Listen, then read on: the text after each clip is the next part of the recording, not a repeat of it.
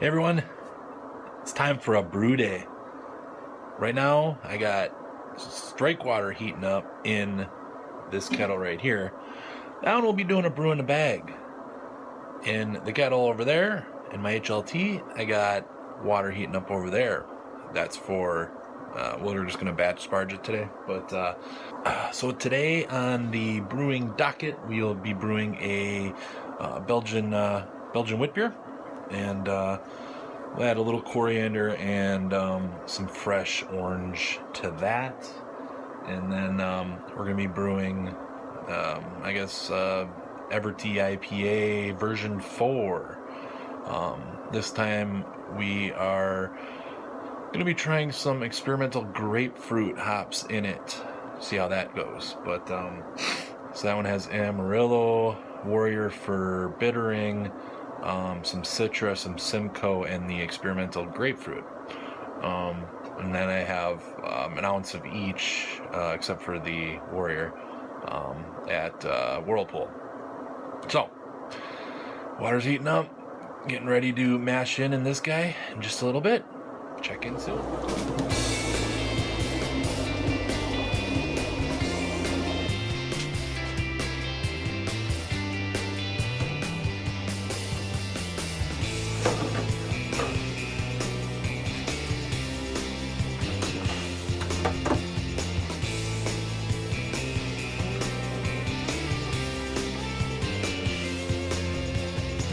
Alright, so added my pH stabilizer, got my bag in there. I kind of put a false bottom on top of the element in between the bag. That way if I need to cycle the power to heat it up just a little bit, then I can and not have to fear about scorching the bag. So let's get doughed in. Alright, so this is 5 pounds wheat, 5 pounds pale, some carrot pills, some oats. So 11.5 pounds of total grain weight. I may have to do a sparge yet to get up to my boil volume. But to do that, since I have my HLT going for my second brew, if I need to, I will lift the bag up and put a strainer on the kettle, and then I'll just do it kind of old school with the pitcher and can just run it off that way. So let me get this all stirred up, check for any dough balls. Nice thing about having that false bottom just sitting on top of the element for this too is if anybody is brewed with a brew in a bag and electric element, the mash goes on each side of the element, so you have a pile of mash over here and then a pile of mash over here and the element's in the middle, so you gotta kind of scoop it up and over the element. And so having that bottom in there, especially for brewing a bag, that's the only time I do this, but it definitely helps out. Alright, so we currently have our mash water sitting at 154. I started our mash timer, and there we have it. So what we'll probably do is check, check the temps, and then we'll stir it up, give it a good stir, and then probably turn the element on to bring it back up to temp, and then recirculate a little bit. So that's my plan on this guy. Alright, so we finished our mash on the brew in the bag batch. Just transferred water from the HLT over to my mash tun, and then filled up the HLT because it has the Herms coil in it, and filled that back up with water, getting that back up to temperature, and then I'll start recirculating my mash water to equalize it. I know with Tony Yates, he was doing from his tapped, or from his cold water filtered line, was running it through the Herms coil into the mash to try to like preheat it.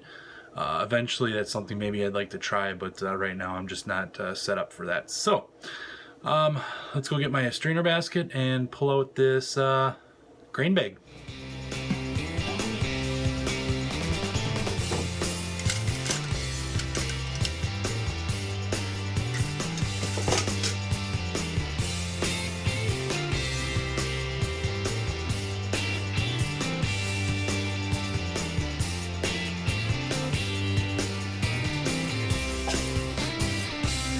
One thing with the brew in the bag.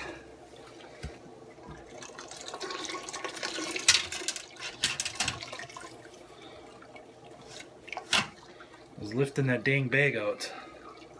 Alright, so we got the bag out. I'm going to see where my level is at and then check my my pre-boil gravity here.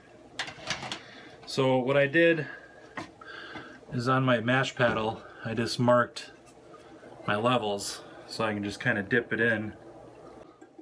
Alright, so I pull it out, you can see sitting right around 7 gallons for my pre-boil, which is okay. I'm gonna grab a give it a good stir here.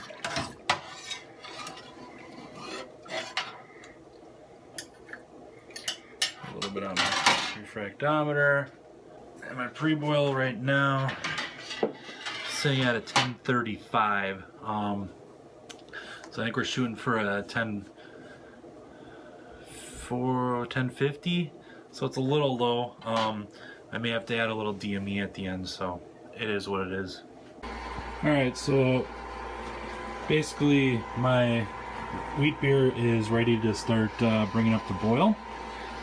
Looking at my second mash, I got my HLT back up to 153 degrees, and my mash water is currently sitting at 125. So what I'm doing is recirculating through the pump. See, I got my little sight glass there, and that's going in through the Herms coil back into my mash water. So we're slowly bringing the mash water back up to temp. Once I get that up to my my strike temperature, then we'll dough in on that one, and then we'll kick on the boiler for this one. Alright, batch 1, our Belgian wit. We're approaching boil. You can see the hot break starting up there. All the proteins coming to the top. And then on our batch number 2, we got our HLT sitting at slightly overshot at 170. Our mash water temp is at 157 right now. So I think we'll go ahead, and once this hits a boil, then we'll start mashing in on batch number 2. Alright, Belgian wit, 207. And look what's happening here. So getting up there, just got to get through the hot break. And it's time to start boiling. Alright, so basically we're just trying to get through the hot break now, and then it's time to start boiling, baby. Yeah. Alright, we just hit boil. Hot break's over. The temp's at 212 Fahrenheit, and I just kicked the PID in manual, took it down to 50% power, and that's still pretty vigorous a little bit here, so I'm gonna try 45.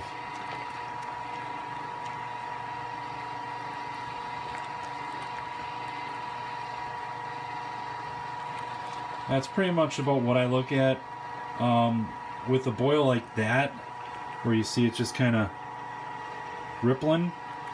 I usually get a good gallon or so boil off an hour, so definitely lose a decent amount even boiling like this. So, alright, so we got that going. So now I hit that. Got my little duct work here, which I guess I gotta pull up my little bung.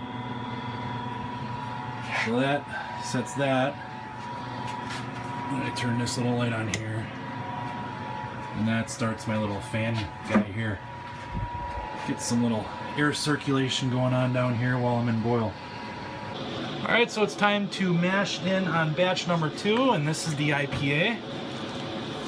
So with this I got, I think 8 pounds, 2 row, 4 pounds Munich, I think. Some Crystal 60, some Carapils, and some aromatic. Well, let's dump it in there. I'm not worried about dough balls, I can get them out.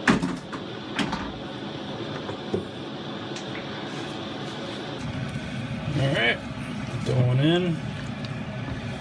Now make sure all the grain is wet. No dough balls. Sparge water, I think, was 6 gallons to start. And mashed in around, I think it was 65, 165. We'll check our where we're at here in a second, and then start. Alright, so our mash, we're currently sitting at 145 in the kettle, 164 in HLT. So what we'll do, start recirculating.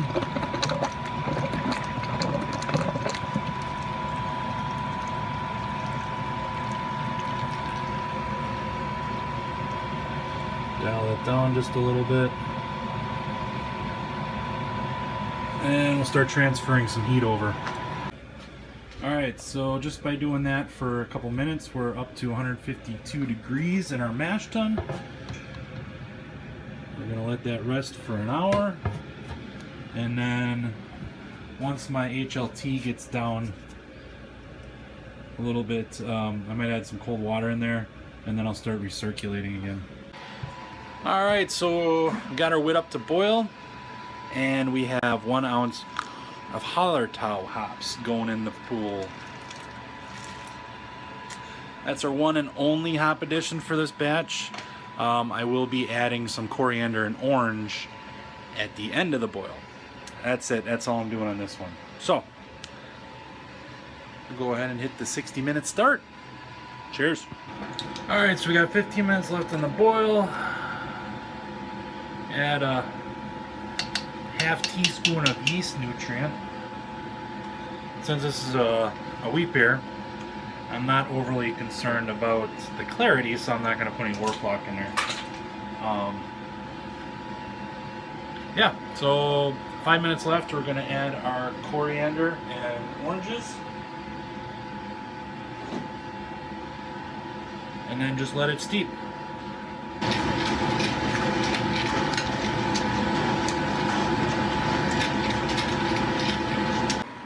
Alright, so we just finished our boil. We are just whirlpooling just right now a little bit. Got our coriander and our orange in there. So that's the zest of 4 oranges, and then I just added some actual orange slices in. Try something different, see if it works, see if it doesn't.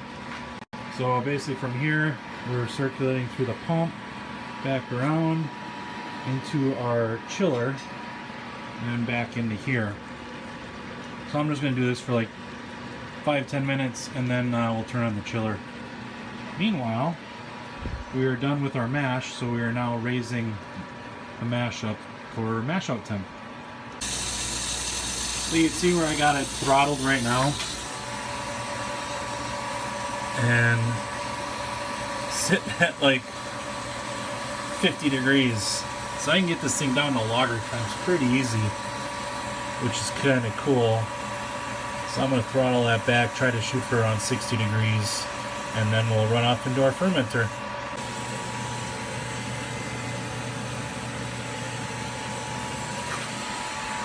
So I took some PBW and filled up the first like hot water. So I now have 5 gallons there. See, I'm sitting right about 62, 63. And we're now running off into my fermenter. There we go. Alright, so we are now sparging. So I'm running off into the boil. Starting to get my sparge water up. Sparge water right now is going a little quicker than the runoff, but we'll adjust that accordingly.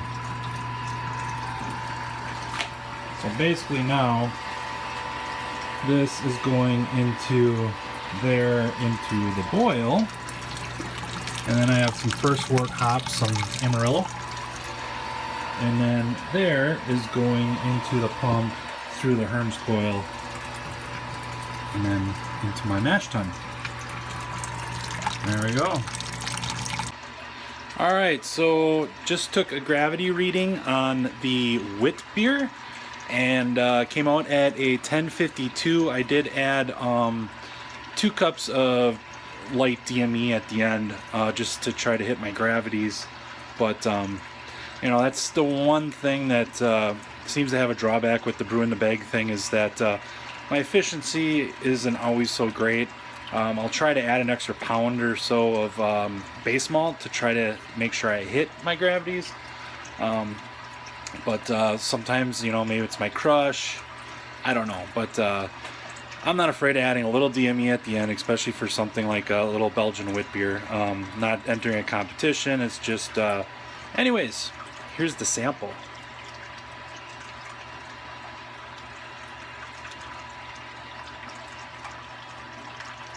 Get a little bit of the Hallertau hop, so we'll see if that fades out, but it is kind of a fruity type flavor to it. You do get some of that citrus from the orange, and I think adding a couple of the orange slices in there helped bring out maybe a little bit more of that.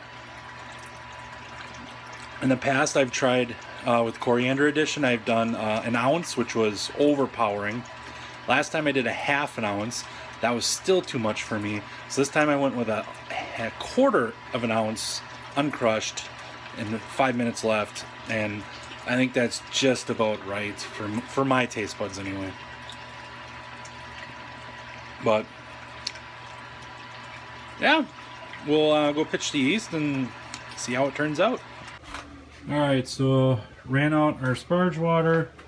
I'm already emptying all the waters and lines and stuff into my slop bucket. Got 7.5 gallons start. 1052 right now, I think, on this one. So bring that up to boil. Sitting at 165 right now. And just starting to clean up now. Gotta scoop out my mash tun. Alright, just getting up to hot break here on the IPA. 203 degrees. Just starting to peek through. So we'll get through hot break and then dial the power down again.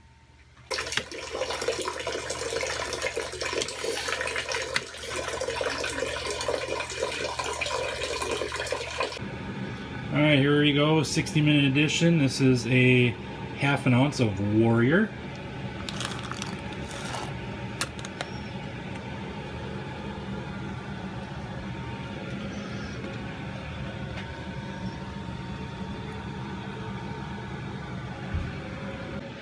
Alright, so we're at the 15-minute mark. I just tossed in my Warflock and the yeast nutrient. Here I have here we have some Amarillo, some experimental grapefruit, and a little bit of Citra, going in at 15.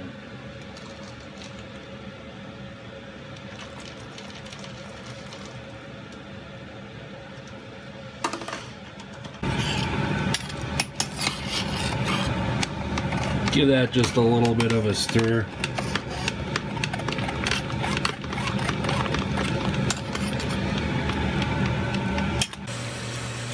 Alright, so we're at the end of the boil. Here's my 4 ounces of Whirlpool hops. We're at 199, getting down to 180, and then I'm gonna toss this bad boy in. We're gonna whirlpool for like 20 minutes.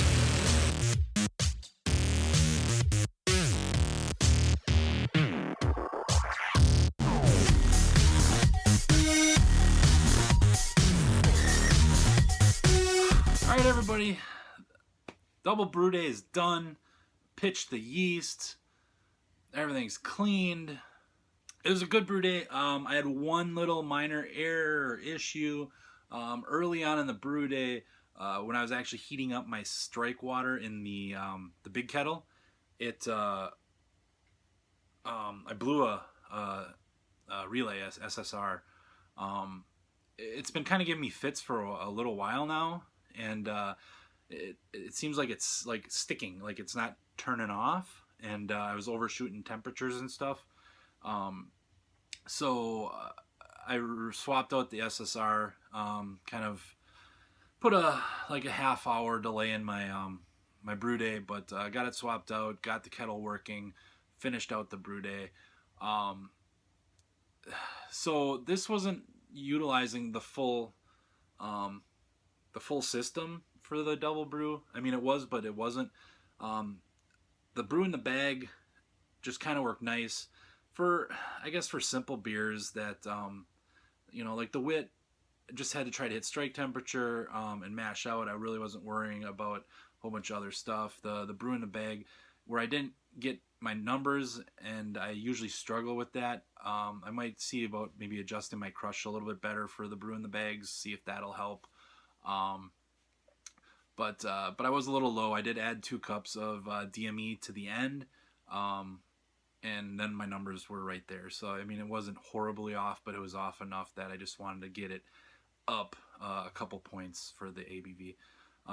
That I pitched is now bubbling away in my fermentation chamber. Started off at about 64 degrees, and it's slowly ramping up. I think it's at 60, 67, 68 degrees right now, and that's 3 days later. So the IPA brew day went well, other than the relay. I was going to do a batch sparge, but then after I started doing it, I just fly sparged it, and it worked just as good. Pretty close to my numbers for the sparge, and then added the hops, and I did a 20-minute whirlpool with the Amarillo, Citra, the experimental grapefruit, and then the ounce each of those, and then a half ounce of Simcoe. I will be adding some dry hop to it, and it's going to be kind of a quick turnaround because I have a party in 2 weeks, so I'm hoping I can get this flipped around in time. But yeah, so that's the double brew day. So now you kind of understand why I did the 2 different panels. Yeah, you can do the 50 amp single panel, but I already had spare parts for everything, including the breakers and all that. So for me to, I just had to buy the 2 boxes, which I think I got on clearance because they're dented or something. So I mean, even those, I got both boxes, I think, for $40 or something. So all that changeover, it cost me $40 because I had extra of everything else. So for me to change over to the 50 amp service for the brewery, I would have had to get all new wiring and breakers and everything else. So it was just cheaper for me to do it this way. But you can see by having the 2 boxes, I can do simultaneous boils or heat ups, which is awesome. Because I was doing double brew days in the past, and basically I had one element. So while the first batch was mashing, I had the second batch. So the first batch was mashing as a brew in a bag. I had the second one heating up the strike water. And then as I was pulling out the brew in the bag, then I was transferring over the strike water into the mash tun, and then filling that back up with water, filling that getting it back up to temperature, shutting that one off, then turning on the boil, run that boil out. Once that, drain that out, then turned on the other kettle, got that back up to temp. Then I batch sparged so you can see it was just double brew days were a complete pain in the ass, but it's something I really like doing.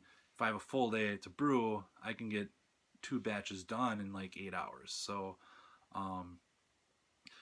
yeah, I think this brew day was like 7.5 hours, and just wanted to share with you guys kind of the way I'm doing it in my new setup. I got some bugs to work out. I'm still working on a few things, and all things will come to a good ending, I guess. But yeah, so thanks for watching. Thanks for sticking around. If you're still here watching this video after 20 minutes, thanks. I appreciate it. Like and subscribe, please. Leave comments, constructive or whatever. I'm always looking to improve, and there might be things that I overlooked, or if you have questions why I did it a certain way, please shoot it to me. I'll do my best to answer it. Some don't maybe have the best reasoning. It's just what I did. So, but yeah, hopefully this helps somebody else. Maybe inspires somebody else to go electric. There's a huge community now of electric brewers where there wasn't when I first started, and it's cool to see like all the new systems coming out, the electric systems, and how it's just making people's lives easier because they can brew where they have space to brew. And for me being in Wisconsin, it's like winter 5 months out of the year, and so brewing in my basement is better than freezing my ass off out in the garage. So that's why I did this. All right, guys, I'm out. Until the next one, we'll see ya. Cheers.